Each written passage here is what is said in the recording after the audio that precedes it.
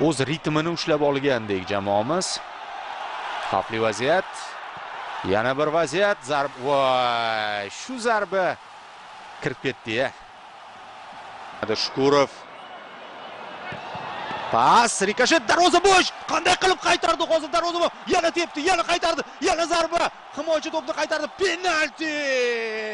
Penalti amalga oshiriladi. Otabekning zarbasi qaytarildi. Yana bir zarba. Gol! O'yindan urib ketdi Otabek. Qaytib berilgan zarbani amalga oshirdi. Xavfli hujum. O'tkir qaytar. Abduxoliq to'pni egallab oldi. Oldinga qarab borib, bitta himoyachi uning qarshisida. Yaxshi uzatmay, yaxshi zarba, yaxshi gol. Zo'r kombinatsiya. Jama! 2-1.